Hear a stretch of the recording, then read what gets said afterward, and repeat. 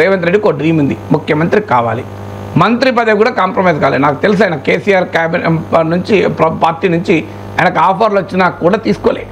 కావాలనుకుని ఆయన కేసీఆర్ ప్రభుత్వంలో ఎప్పుడో మంత్రి అయ్యేవాడు, ఎన్నడో మంత్రి అయ్యేవాడు. లేదు నేను ముఖ్యమంత్రి అవుతా, ఇంకా వేరేది కాను. నాకు నేను ఇప్పటికి చెప్పాను కదా, నేను ఎమ్మెల్సీగా ఉన్నప్పుడు నా బెంచ్ మేట్ కదా, సో నేను సీఎం అవుతాను సార్ అన్నాడు రోజు. నువ్వు ఎట్లా సీఎం అవుతావయ్యా, నువ్వు తెలుగుదేశం పార్టీలో ఉన్నావు, తెలుగుదేశం పార్టీలో చంద్రబాబు నాయుడు సీఎం అవుతాడు, ఆయన తర్వాత నా కొడుకు సీఎం అవుతాడు తప్ప నువ్వెందుకు అవుతావు అన్నాడు నేను.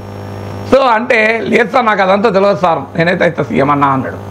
సో నేనైతే అవుతాన్నా, నువ్వేమన్నా నాకు అదంతా తెలియదు కావాల్సిందే అన్నాడు. సో అనూహ్యంగా ఎవరు ఊహించారు రాజకీయ పరిణామాలు ఇడిదిరిగి భీష్మ ద్రోణ పిత కృపాచార్య అశ్వత్థామ లాంటి మహావీరులు కర్ణులు ఉన్న కాంగ్రెస్ పార్టీలో అభిమన్యులాగా పైకొచ్చి, అభిమన్యుడన్నా దెబ్బతిన్నాడు కానీ రేవంత్ రెడ్డి దెబ్బతినలే కదా. నేను ఎందుకు అభిమన్యుతో పోల్చాను అంటే మీకు అన్ని దాడులే కదా రేవంత్ రెడ్డి పైన. పిసిసి ప్రెసిడెంట్ అయితే ఇవాళ ఆయన క్యాబినెట్లో ఉన్న వాళ్ళు 50 కోట్లు ఇచ్చి పిసిసి పదవి తీసుకున్నాడని ఆరోపించారు. టీటీడీపీగా చేస్తున్నారు దీన్ని అని ఆరోపించారు. ఎన్ని రకాల ఆరోపణలైనా పిసిసి ప్రెసిడెంట్ ఎన్నుకున్నారు, కానీ ఏమైంది లాస్ట్కు అల్టిమేట్గా ఆయన చీఫ్ మినిస్టర్ కాగలిగాడు.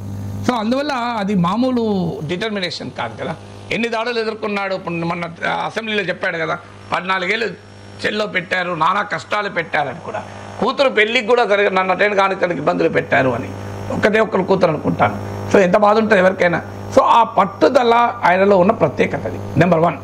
నెంబర్ 2 ఏంటంటే సరైన సమయంలో సరైన నిర్ణయం తీసుకొని పనిచేయడం. రాజకీయాల్లోనే కాదు ఎక్కడైనా గుర్తుపెట్టుకోవాల్సింది, opportunities rarely come, when they come you have to grab them with both the hands.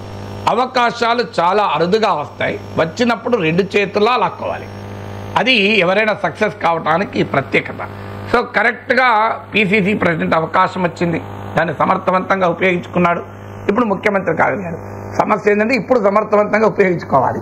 ఉపయోగించుకుంటే చరిత్రలో నిలబడతాడు. ఇంత చిన్న వయసులో అవకాశం వచ్చింది. ఇప్పుడు గనక పట్టాలు తప్పితే ఆయన నిర్మించుకున్న రాజకీయ చరిత్ర ప్రశ్నార్థకమవుతుంది. అందువల్ల ఇప్పుడు ఛాలెంజ్ ఇది.